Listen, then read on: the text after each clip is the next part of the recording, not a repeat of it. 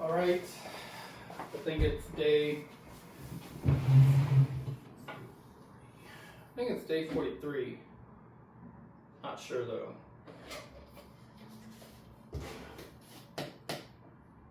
I think 41, 42, yeah, 43. 43 is the start of the, so 7 times 6 is 42, right?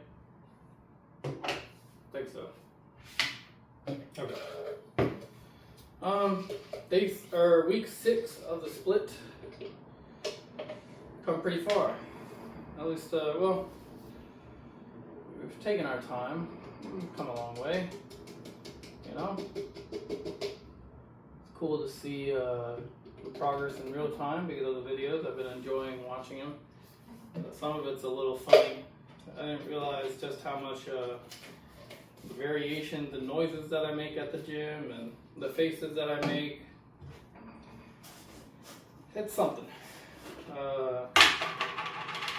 But I do see a lot of improvements in places that I've always wanted to see improvements, namely my shoulders, my arms, my hamstrings, even abs.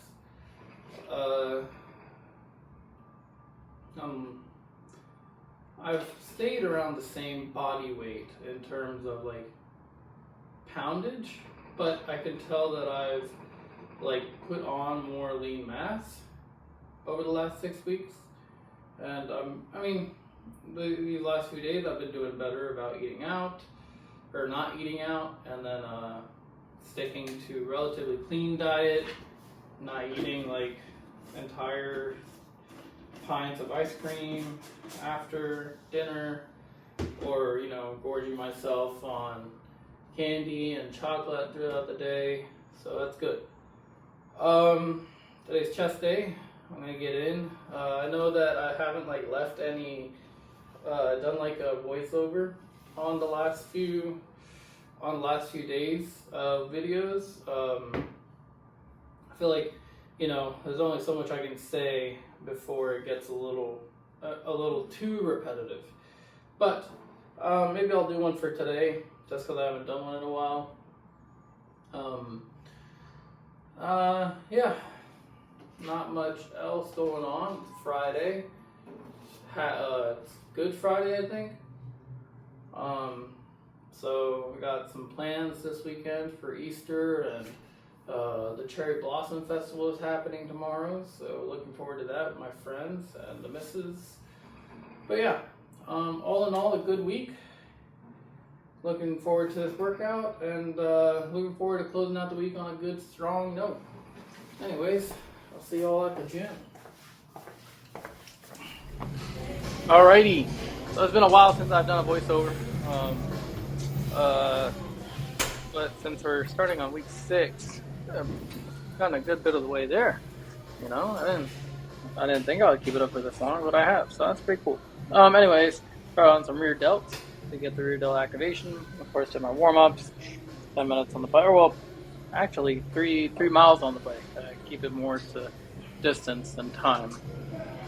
But today, level 18 on the bike out of 30, and I was able to get to, I think it was like 8:10 for 3 miles, which isn't that bad. I'm getting better and better at it. It gets harder though. I wasn't expecting it this morning, but we got through it. Anywho, working on rear delt to get that back cushion going before I move over to bench press. I did 2 sets of these.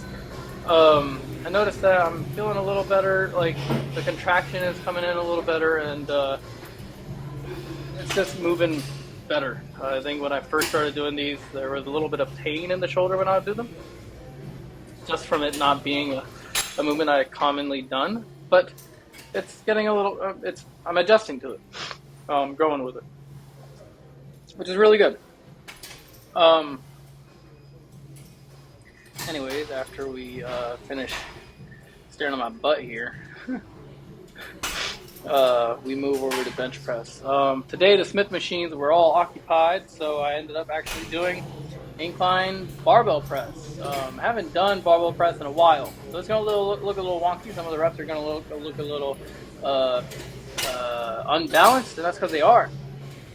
When you don't practice a movement, regardless of how much you've done it in the past, if you don't continue to practice it, it's going to be a foreign movement to your body when you haven't done it in a while. So you'll notice that, yeah, I used to bench press, or, you know, as a powerlifter, I was bench pressing 2-3 times a week, you know, with the barbell. But the moment since I stopped that, the muscle memory might still be there, but at the same time, it takes a little bit for it to come back. It doesn't come back right away, you know? It's like having to recharge a battery after not having used it for a while. You got to give it a little bit of time. But as you can tell, like the first couple reps there were a little shaky, but it comes out all right. I'm not able to go full range, which kind of sucks. I'm not able to go all the way down. I guess that's just getting from trained on the Smith machine where I'm going for a certain range of motion. But yeah, I did like 6 sets of these. I mean, 6 sets, 6 to 5 reps each time. Nothing extreme. Some of the reps were good. Some of the reps could have been better, you know. But still, I having to learn this was not super fun on the first set. But after I got the hang of it, not a bad way to get the full chest movement going. Yeah, 6 sets of these, which kind of ended up being like, I didn't feel taxed like I usually do on bench press, but I felt the contractions pretty well. When I got up and would move around, I was like, all right, man, that was a pretty good pump. The blood flow was pretty good. It's not like I felt any pain anywhere, which is good, like in my shoulders or in my elbows. No pain there.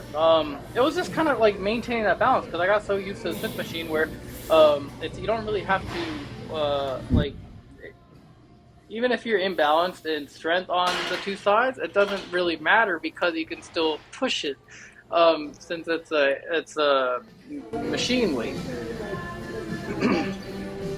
Of course, having the barbell makes for a different movement on a different type of contraction on its own, because I got to balance that, right, while I'm also bringing it down in a as linear path, vertical path as I can. Anyways, I moved over from that to, I noticed that I need to start working on my lower pec more, on my lower chest muscle. Like I said before, there's 3 parts to the chest. There's upper chest, mid chest, and lower chest. In order for that roundness to come in on the bottom, I need to start doing lower chest movements.